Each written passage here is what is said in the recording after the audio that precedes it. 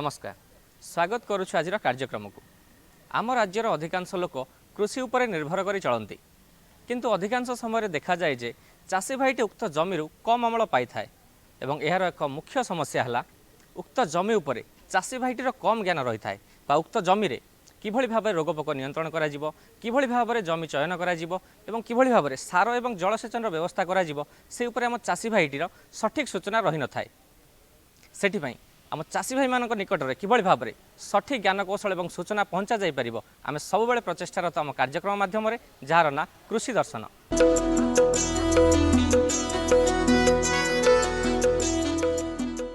आम चाषी भाई माने उत्पादित द्रव्य को बजार में बिक्री करी दी पैसा रोजगार करी निजर गुजराण मेंटाइबा सहित भल दी पैसा रोजगार मध्य करती किंतु जदि चाषी भाईटीर बजार दर विषय सठिक सूचना रही न थाए तेबे निजर उत्पादित द्रव्य को बजार में कम मूल्य रे बिक्री करी लाभवान हेबा अपेक्षा क्षतिर सम्मुखीन होता है से आम सबुबले आम कार्यक्रम में प्रसार करिथाउ बजार दर।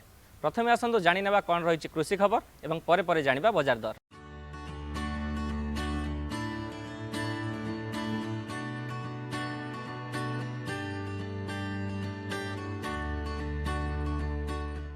नमस्कार कृषि खबर को आपण मानक स्वागत। समय अनुसार कृषि क्षेत्र में अनेक परिवर्तन आसी कृषक भाई मानक कठिन परिश्रम द्वारा ही आम देश और राज्य में कृषि एक स्वतंत्र परिचय सृष्टि करिपारछि। एक अर्थनैतिक आकलन अनुसार आम देशर अधारू अधिक लोके कृषि उपरे निर्भरशील।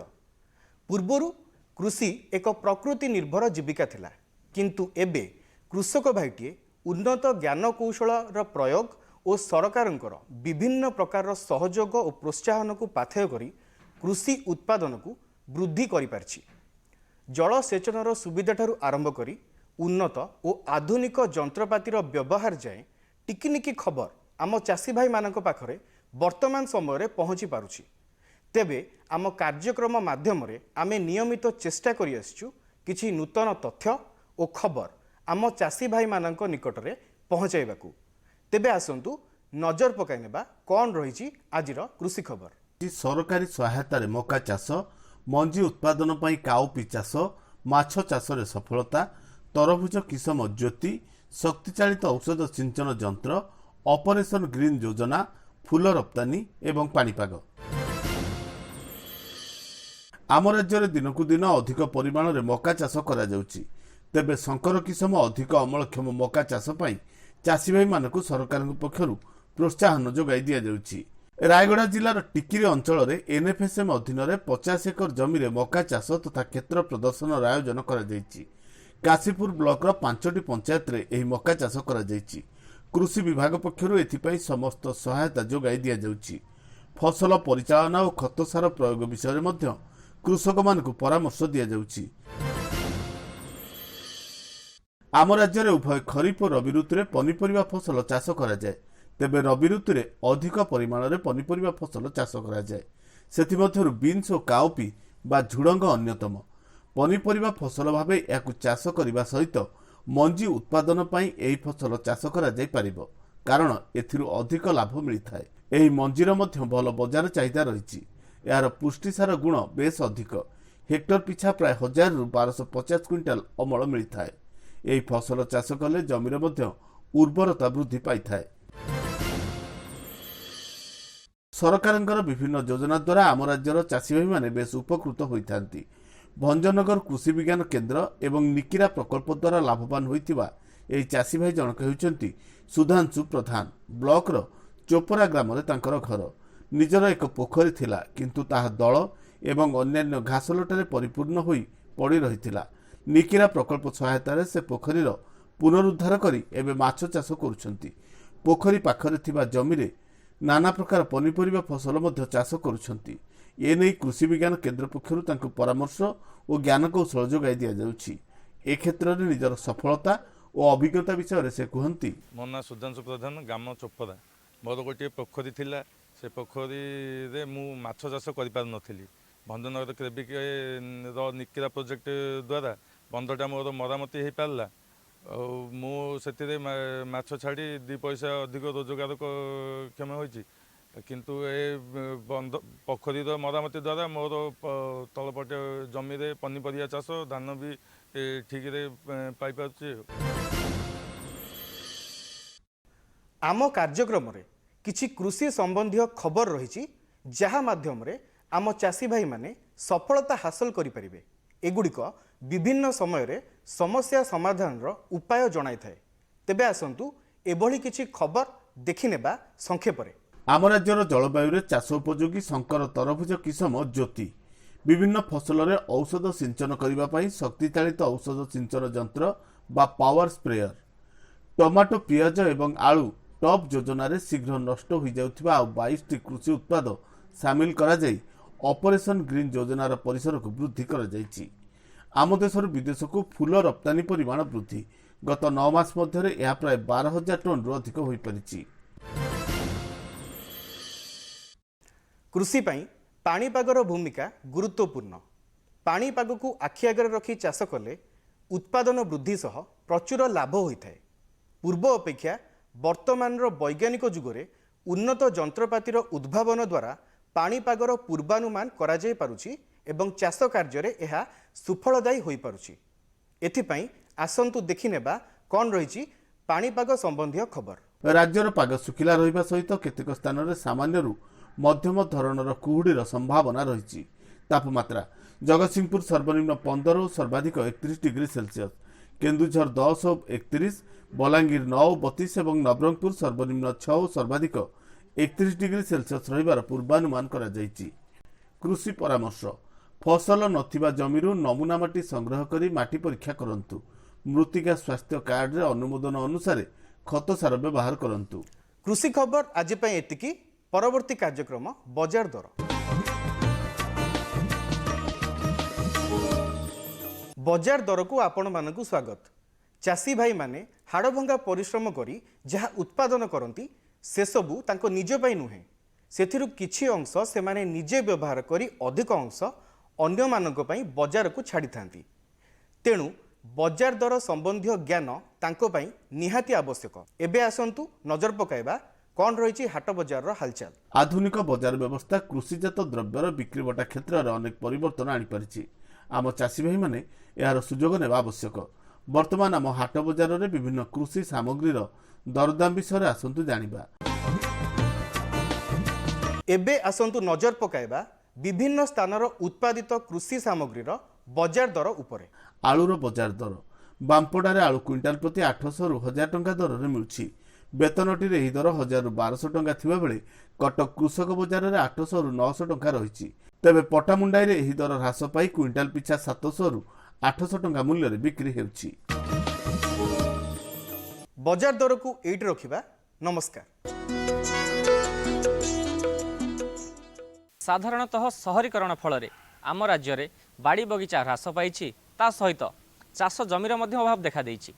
जहाँ फल जो चाषी भाई माने निज बाड़ी बगीचार विभिन्न प्रकार फूल और पनीपरिया चाष कर निजर आवश्यकता पूरण करुले ताहार एवं अभाव देखा देइछि।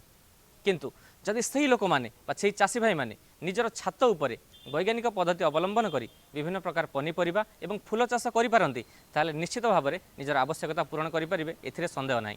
तेबे आसंतु किभली भाव में वैज्ञानिक पद्धति रे छात उपरे विभिन्न प्रकार पनीपरिया एवं फूल चाष करहब से उपरे कार्यक्रमटी देखिबा।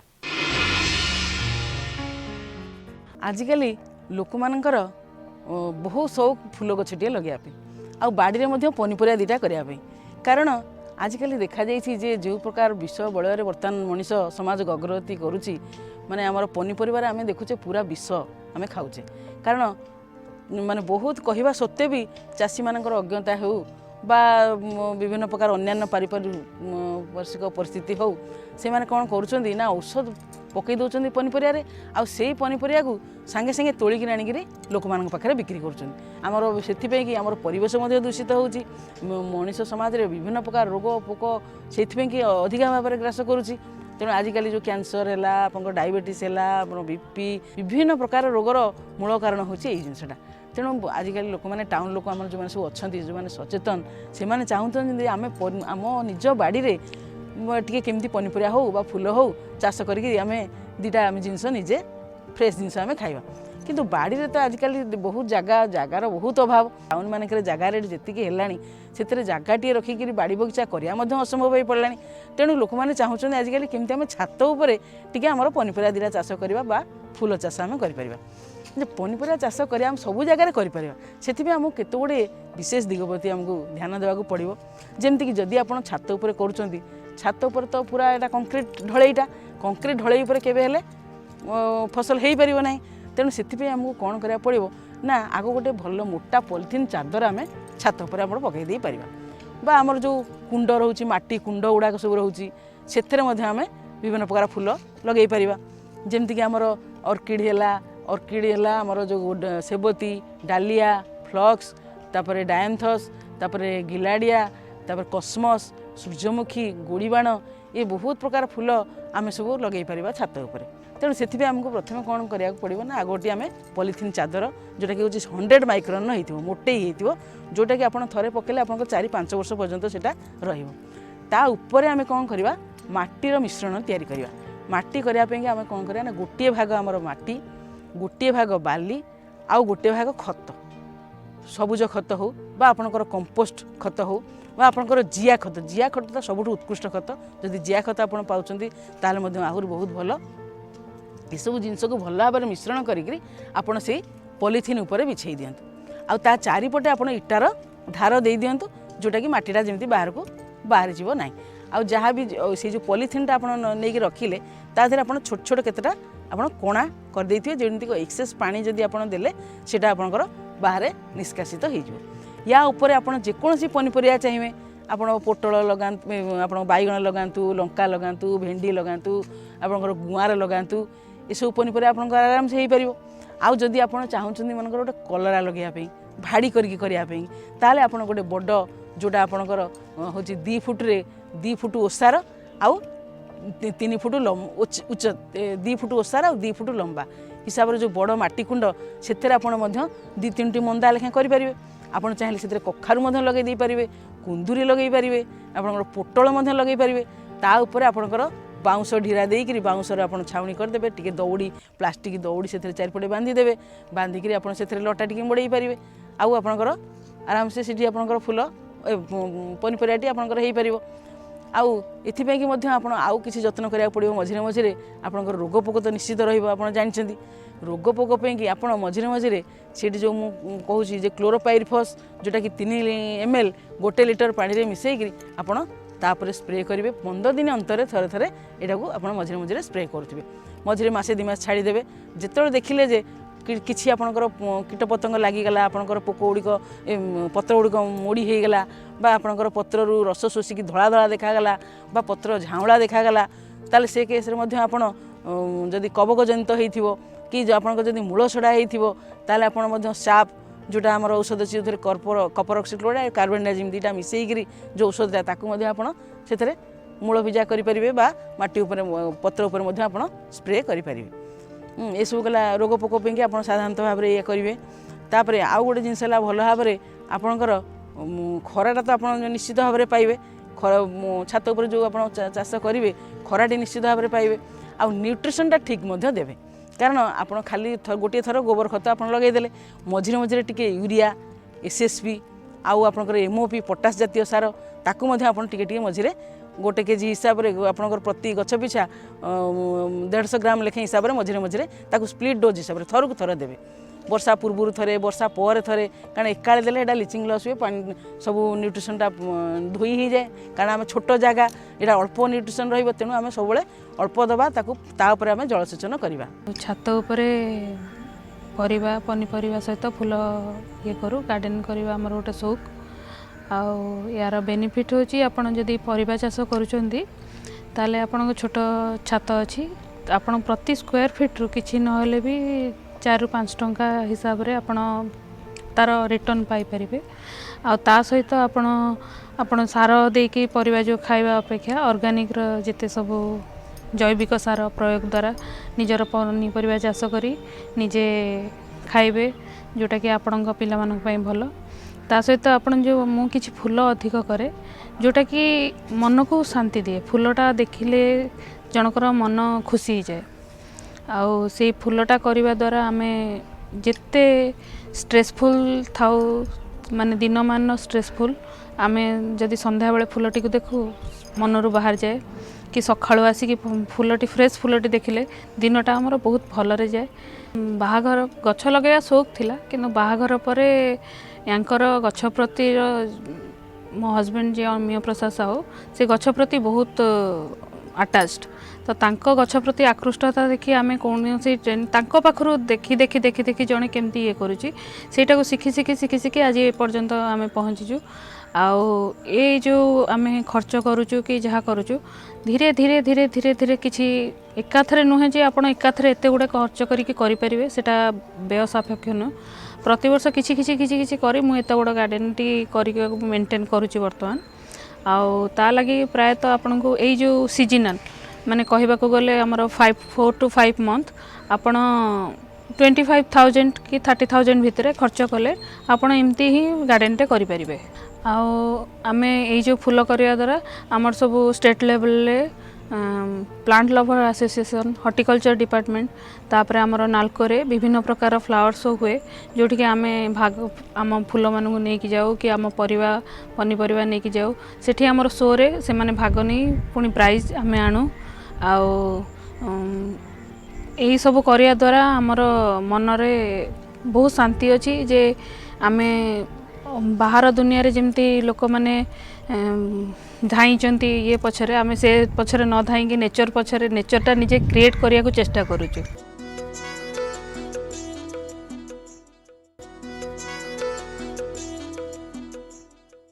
दर्शक बंधु एबे आम कार्यक्रम रे समय होइछे एक विरतिर आसंत आम कार्यक्रम रे नै जिबा एक छोटिया विरति। जोखिम से निकल कर फसल आए सुरक्षित हो जाए फसल बीमा से हर किसान अब आत्मनिर्भर हो जाए। अब सूखा पड़े या बाढ़ आ जाए कोई डर नहीं, अब ओले पड़े या कीट पतंगे फसल खा जाए कोई फिक्र नहीं। अब कैसी भी आपदा हमारी फसल पे आ जाए क्षति होने पर हमारे दावों का उचित भुगतान मिलता है क्योंकि हमने लिया है प्रधानमंत्री फसल बीमा। बुआई से फसल कटाई तक हर जोखिम का दावा, न्यूनतम प्रीमियम पर अधिकतम भुगतान का वादा।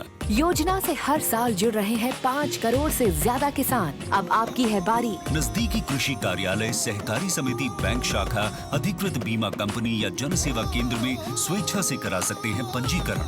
फसल बीमा पोर्टल या फसल बीमा ऐप द्वारा भी किया जा सकता है पंजीकरण। प्रधानमंत्री फसल बीमा योजना, आपकी फसलों का संपूर्ण सुरक्षा कवच। कृषि एवं किसान कल्याण मंत्रालय, भारत सरकार। डाळुआ धान खरीफ ऋतु सबु प्रकार जमी चाष करा जाउथिबा बेले रबी ऋतु केवल जलसेचन सुविधा थिबा जमी चाष करा जाय। जदि चाषी भाईटी उपयुक्त जमी प्रस्तुति, समन्वित रोगपोक नियंत्रण सठिक भाव में करें तेज निश्चित भाव में अधिक अमल पाई थाए और विशेष भाव में लाभवान होता है। तेबे आसंतु डाळुआ धान फसल परिचालना उपरे कार्यक्रम देखा। वर्तमान डाळुआ धान फसलर रुआ रुई काम आगे चलती। रोइवा समय आमको देखा पड़ो जे आम मुख्य जमीटा को केमती प्रस्तुत करवा, कारण तली जितेबाला तली घरारे प्रस्तुत हो जाइए तली 25 ରୁ 30 दिन रही आम नहीं मुख्य जमी रोइवा को पड़ो। तेणु बर्तमान आमको देखिया मुख्य जमी की केमती प्रस्तुत करवा। साधारणतः आम ये जो डाळुओरे धान चाष करूँ जलसेचन जोटी सुविधा थाए से भाया जगार ही आम करूँ। तेणु प्रथमे जमी पानी मड़ेकी भल भाव ताकू दी गोड़ चाष करी ताकू कादुओ करी ताकू समतुल करने को पड़ो। एवं मूल कथा है जे जो सार आमर रही अनुमोदित परिमाण सार से सार गुड़ी को देवाक पड़ो। साधारणतः आम ये जो डाळुओरे आम 16 किसम कि अति बेसी किछिटा मध्यम किसम पर्यंत धान फसल चाष करिथाउ। तेणु यापाई बोली आमको कौन करने को पड़ो ना सढ़ा गोबर खत 1 एकर प्रति सढ़ा गोबर खत 5 गाड़ी एवं ता सहित आमर जो मुख्य सार गुड़ाक रही जैव खारजान सार तापाई बोली urea 18 KG, single super phosphate 100 KG एवं म्यूरेट ऑफ पोटास से 13.5 केजी। यही आमर एनपीके सार जो कहती या आमको प्रयोग करने पड़ो। बेले बेले आम देखीचु धान जमी धान फसल रे केतेटा अणुसार अभाव देखा जाए। से भितर आमर गोटे जिंक आ गोटे हूँ बोरन।